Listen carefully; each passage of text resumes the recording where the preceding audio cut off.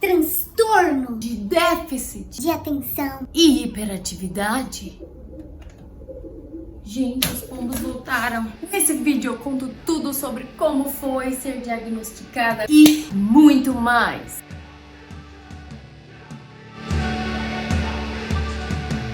Oi, gente, Angeli aqui. Pra quem já me... Bom, eu vou contar pra vocês hoje sobre como eu fui diagnosticada, os sintomas. Então não deixa de se inscrever para me acompanhar. Não esquece de dar uma curtida no vídeo para poder ajudar o meu canal e os meus vídeos a chegarem a mais pessoas. Bom, eu tive o meu diagnóstico de TDAH agorinha, novembro de 2022. E o diagnóstico só foi possível graças a essa jornada de autoconhecimento que eu vim tendo já faz muito tempo. Eu estava ainda sentindo um problema de foco, um problema de me organizar, de me planejar, como eu sempre tive a minha vida toda. Então, desses tempos pra cá, eu vim procurando conteúdo sobre como melhorar o meu foco. Então, eu cheguei no vídeo do Leandro Carnal, falei, é esse mesmo. E aí, ele fala sobre de como nós vivemos na era mais grave de falta de foco de todos os tempos. Por isso é tão normal as pessoas que conhecem um pouco sobre o TDAH falar que todo mundo tem sintomas de TDAH. Mas aí é que tá. Se as pessoas neurotípicas já acham difícil ter esses pequenos momentos de esquecer e ser desastrado, imagina como é ter isso o tempo todo. Você é desastrado, você esquece, você não consegue se focar nas coisas. Realmente pode parecer muito que é só querer dar desculpa, ser preguiçoso, dar desculpa para não fazer as coisas. E o maior problema do TDAH é basicamente ter a hiperatividade de pensamentos, ter um excesso de pensamentos e não conseguir controlar muitas ideias, só que você ter pouca capacidade de planejar e entender o que você vai fazer com todas essas ideias. Na escola, o meu apelido era Brisa. A Brisa tá brisando, e às vezes o pessoal falava comigo e a sala toda me zoava, né, por eu ser assim. E eu lembro que nessa época eu odiava o apelido Brisa. Como se eu fosse uma cabeça louca. Como se o professor falasse comigo e eu não ouvisse. Porque eu tava, babando, com a cabeça vazia. Por dentro eu sabia que na minha cabeça tava passando, muita coisa. E eu lembrei que em 2021, ano passado, teve alguém que entrou na minha live quando eu tava fazendo streaming e perguntou se eu tinha o TDAH. Tava em live, pesquisei bem rápido. Pelo nome, você meio que consegue deduzir o que é. E aí eu falei, tenho isso. Falta de atenção e hiperatividade, porque eu sempre soube que eu tenho esse problema de ficar mexendo a perna. Você é meio inquieta. Então ficou só por isso mesmo. Eu não cheguei a ter uma pesquisa mais profunda sobre isso. O diagnóstico foi maravilhoso, não para eu poder ter essa desculpa, ter essa muleta para poder ficar falando para as pessoas que eu não consigo fazer isso, mas quanto mais eu entendo qual é os meus problemas e limitações, mais eu consigo trabalhar neles para não deixar. Vamos ter que conviver com nós mesmos a vida toda. Então, a melhor forma de você viver o resto da sua vida com você mesmo é se entendendo. O Leandro Carnal fala sobre esse problema de foco, mesmo quando você está fazendo algo que é do seu interesse. Foi então que eu comecei a estudar esse TDAH. E tem um caso muito legal que eu vi, que foi em 1848, do Manolo, que chama Phineas Gage. Esse Phineas Gage, ele era um trabalhador ferroviário e teve um cano de ferro atravessado. Só pegou o córtex pré-frontal dele. Não teve coordenação motora afetada, mas as pessoas que conviviam com ele descreviam que Gage não era mais Gage. Gage costumava ser um cara muito responsável, mas depois do acidente, o pessoal que convivia com ele falou que ele passou a ser uma pessoa sem nenhum senso de responsabilidade, uma pessoa que ofendia as pessoas facilmente. Deu uma diferença real, não é imaginário. Em ressonância magnética, pessoas que têm TDAH têm visivelmente uma atividade diferente aqui. E é o córtex pré-frontal que toma as decisões e controla e inibe impulsos, regula dopamina. As meninas, na verdade, são muito menos diagnosticadas do que meninos, porque os meninos predominantemente predominantemente têm comportamento de ser impulsivo, de ser mais hiperativo e dá muito trabalho. Já as meninas, predominantemente de internalizar mais. Por eu também ter tido educação muito rigorosa e eu ter levado muitas broncas por eu não parar quieta, eu acabei tendo que me adaptar e eu tinha muita dificuldade na escola, eu me achava muito burra. E eu vi que o índice de suicídio sobe em 10% mais pessoas que têm TDAH. As chances de um TDAH adquirir um vício de dependência química e acabar com a sua vida é 6 vezes maior do que as pessoas que não têm. A cada 20 jovens, um pode ter TDAH e não sabe. Então, um TDAH não diagnosticado pode ter uma baixa autoestima muito grande por não entender o porquê das coisas na vida dele acontecer do jeito que acontece. Como que você ia saber que a forma que o seu cérebro funciona era realmente diferente do jeito que as outras pessoas funcionam?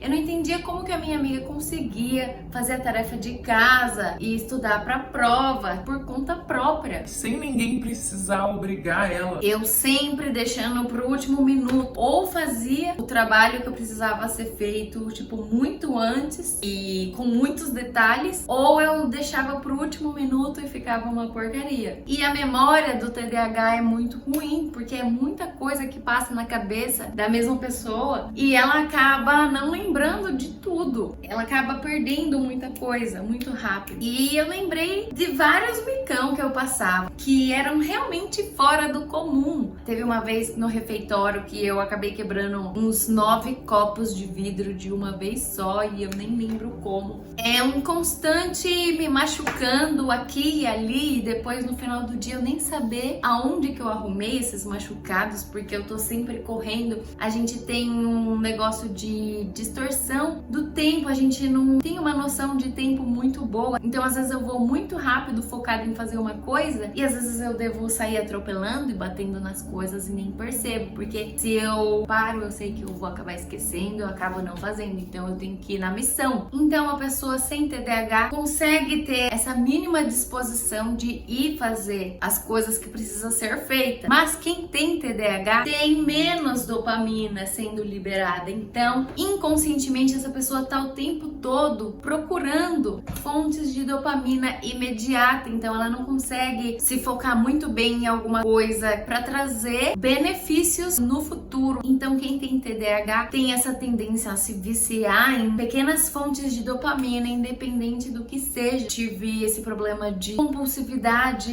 em várias coisas. Enquanto eu estudava sobre TDAH, eu aprendi sobre o hiperfoco e nisso eu percebi que eu estava usando o meu hiperfoco para estudar o TDAH, que era algo que a princípio eu nem sabia se eu tinha ou não, mas que eu estava mega fixada em saber tudo sobre o TDAH, porque quanto mais eu sabia sobre o TDAH, mais eu sentia que eu me entendia. Mas daí eu ficava nessa de que eu tenho tanta coisa importante que eu tinha que estar fazendo, mas eu não consigo parar de pesquisar. E acabei no canal da Ana Beatriz e eu vi Yuri Maia e tinha Simon Veiga, Eslen demais. E aí eu fiquei, mas e se eu nem tiver TDAH? E se na verdade eu for só uma preguiçosa mesmo? Então eu fui fazer consulta com um neurologista. Na minha segunda consulta, ele me receitou a Ritalina, que eu não comecei a tomar ainda. Nessa de buscar motivação para me entender mais, eu lembro que eu vi um vídeo do TED Talks sobre multipotentialites, pessoas que têm interesse em muitas áreas da vida e acabam se frustrando por não ter uma verdadeira profissão na qual ela sabe que é da paixão dela. Tão esquisita por estar sempre pulando de coisa para coisa, querer uma coisa e depois eu não quero mais e cansar daquilo muito rápido. 8 ou 80, de repente eu quero ser a melhor profissional naquela área, mas aí depois eu já não tenho mais motivação nenhuma para continuar aquilo, eu quero fazer outra coisa. E é um constante querer fazer coisas e não fazer nada, e aí às vezes dá uma sensação de que, nossa, eu tô tão exausta, não fiz nada do que eu tinha pra fazer, eu não posso descansar. Como que o dia passou tão rápido sem você ter feito nada, mesmo você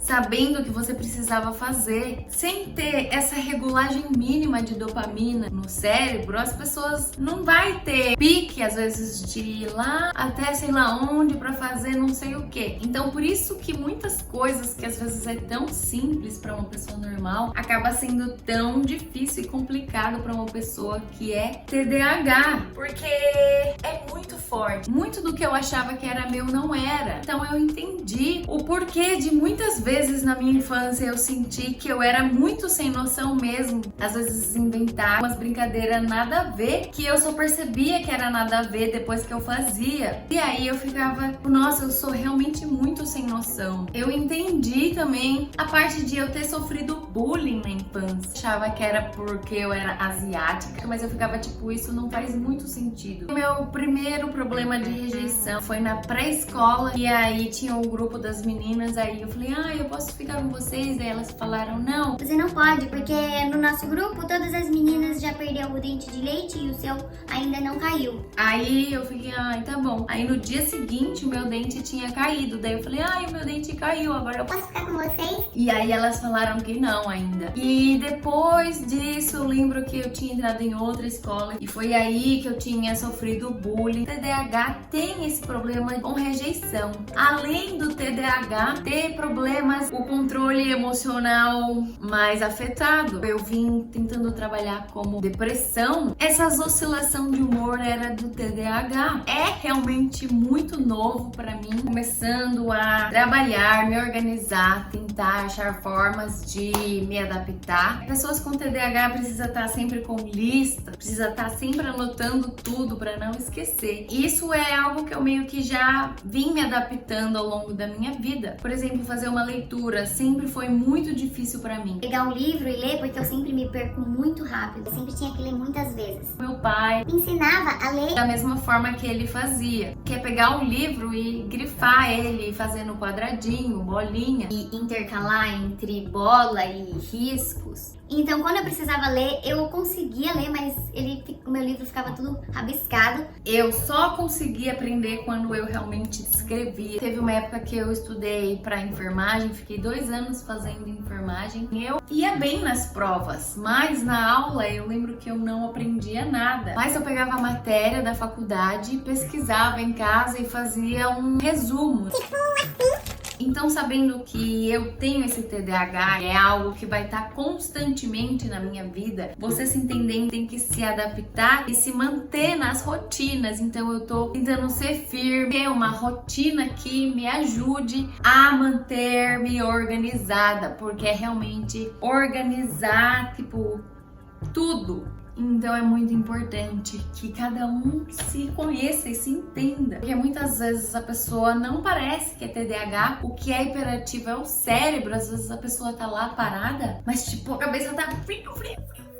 Esses dias eu tava com os meus amigos num barzinho e em cada lado tava tocando uma música. Aí eu tava tentando identificar qual música tava tocando de um lado e qual música que tava tocando do outro. E aí eu percebi que eu tinha que me concentrar muito pra saber qual música que tava tocando. No mesmo volume e ao mesmo tempo, você vai ter que se concentrar em uma pra você conseguir ouvir. Eu falei, é isso que é o cérebro do TDAH. É um constante tentando filtrar. E é desgastante você tentar se concentrar o tempo todo pra você não deixar o seu foco voar. Por isso é tão cansativo pro TDAH estar em lugares que tem muito estímulo. Por isso ele se sente muito exausto, mais rápido. Eu percebi que mesmo quando eu saía e me socializava, eu não conseguia me engajar. Se a pessoa estivesse falando, aí de repente eu perdi. Nossa, é um constante se perdendo no tempo, é um constante se perdendo no assunto. Para as pessoas que convivem com TDAH, um comentário que eu li, pelo nome, às vezes você acha que é só isso. E pra você que acha que tem ou acha que alguém tem, avisa essa pessoa. Tenha paciência com as pessoas que você conhece que tem TDAH. Não julgue ela como se ela fosse Só uma preguiçosa que não se esforça o suficiente, porque quem tem TDAH se esforça muito mais do que todo mundo para ter um resultado mediano. E é sobre isso. Espero que eu possa ter passado claramente para vocês o que é ter o TDAH. E aí cabe a cada um encontrar meio que funcione para você. Tem gente que